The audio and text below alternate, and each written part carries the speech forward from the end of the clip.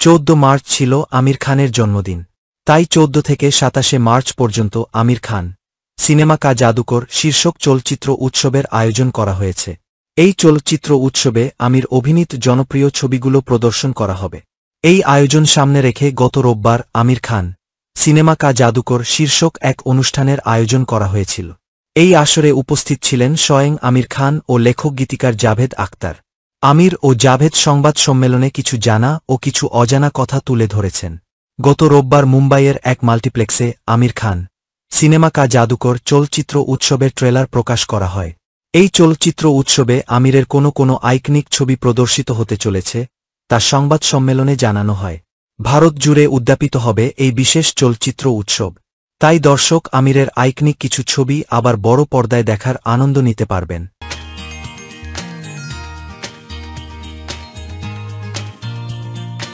এদিনের অনুষ্ঠানে আমির ক্যারিয়ারের শুরুর দিনগুলোর কথা স্মরণ করেন।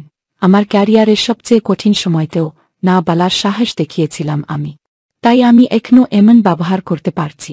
আমি যদি ওই সময়ে সমঝোতা করতাম তাহলে আমার পুরো ক্যারিয়ার সমঝোতার উপরই টিকে থাকত। নিজের ক্যারিয়ারের সংগ্রামের দিনগুলোর প্রসঙ্গে তিনি বলেন, আমার জীবনের সবচেয়ে বাজে সময়ে মহেশ ভাটের এক ছবিতে সুযোগ পেয়েছিলাম, কিন্তু আমার ছবিটা পছন্দ হয়নি। আমি সাহস করে মহেশ ভাটকে এ কথা বলেছিলাম। আশরে আমির নিজের ছেলেবেলার দিনগুলোতে ফিরে গিয়েছিলেন। অভিনেতা বলেন, ছোটবেলা থেকেই আমি কাহিনী শুনতে খুব ভালোবাসতাম। আমার যখন 5 বছর বয়স ছিল তখন আমার বাবা তাহির হুসেনকে কেউ কাহিনী বা চিত্রনাট্য শোনাতে এলে আমি পর্দার পেছনে দাঁড়িয়ে সেসব কাহিনী শুনতাম। আমার বাবাও বুঝতে পেরেছিলেন যে আমি পর্দার আড়ালে দাঁড়িয়ে কাহিনী শুনি। কিছুদিন পর কাহিনী শোনার জন্য বাবা আমাকে সামনে বসাতেন। আর কাহিনী ঘিরে আমার কি অনুভূতি উনি তা আমার থেকে জানতে চাইতেন। আমার মা আমাকে জিজ্ঞাসা করতেন যে অমুক দিন কাহিনী শোনার জন্য আমার কাছে সময় আছে কিনা। আমি কখনো নিজেকে ছবির অভিনেতা হিসেবে ভাবিনি। আমি ছবির গল্পে এমনভাবে শুনতাম যে ছবি হিসেবে সেটা কেমন হবে।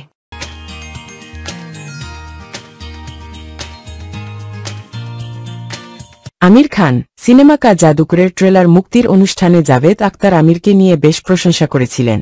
জাভেদের ভাষ্য, আমির অভিনীত এত চরিত্রের মধ্যে আমি ভয় পাই যে কোনো চরিত্র আমি ভুলে না যাই। আমির 1965 সালে জন্মগ্রহণ করেন, আর আমিও 1965 সালে বলিউডে আমার কেরিয়ার শুরু করেছিলাম। আমির তার প্রথম ছবি করেছিল আমার লেখা চিত্রনাট্যে। আমি পঞ্চগণিতে বসে আমিরের কাকা নাসির হুসেনের এক ছবির জন্য চিত্রনাট্য লিখছিলাম। আমি তখন আমিরকে দেখেছিলাম। আমিরকে দেখা মাত্রই আমি নাসিরকে বলেছিলাম যে এই ছেলে একটা স্টার, আর ওর কেরিয়ার রোমান্টিক ছবি দিয়ে শুরু হওয়া উচিত।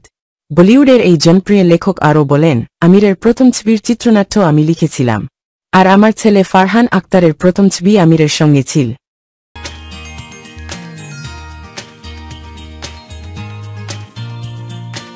আমির তার ক্যারিয়ারে নানা ব্যতিক্রমী চরিত্র এবং গল্পের মাধ্যমে নিজেকে মেলে ধরেছেন। এ প্রসঙ্গে জাভেদ বলেন, একমাত্র আমিরই এমন সব চরিত্র এবং গল্পের প্রতি আস্থা রাখতে পারেন। আশুতোষ গোয়ারিকরের সঙ্গে একটা ছবি ফ্লপ হওয়ার পরও আমির তার সঙ্গে লাগান করেছিল। সব অভিনেতাই সেসব পরিচালকদের সঙ্গে কাজ করতে চান যাদের আগের ছবি হিট ছিল, কিন্তু আমির এমন ঝুঁকি নেন যা আর কেউ নিতে সাহস পান না। ভারতীয় চলচ্চিত্রে আমির খানের অনস্বীকার্য অবদানকে সম্মান জানানোর জন্য পিভিআর সিনেমা এক চলচ্চিত্র উৎসবের আয়োজন করেছে। আমির খান সিনেমা কা জাদুকর শীর্ষক চলচ্চিত্র উৎসবে আমিরের লাগান, 3 ইডিয়েটস, দঙ্গল, আন্দাজ আপনা আপনা, হাম হ্যায় রাহি প্যার কে, রং দে বাসন্তী সহ আরও কিছু ছবি প্রদর্শিত হবে। माने बिजनेस टाइकून संजय सिंघानिया का अपकमिंग मॉडल के साथ चक्कर। सुनिए ये कहानी खुद कल्पना की जुबानी। खरीदिए इस हफ्ते की मायापुरी और पाइए मसालेदार खबरों के साथ 2 पैकेट MDH मसाला फ्री।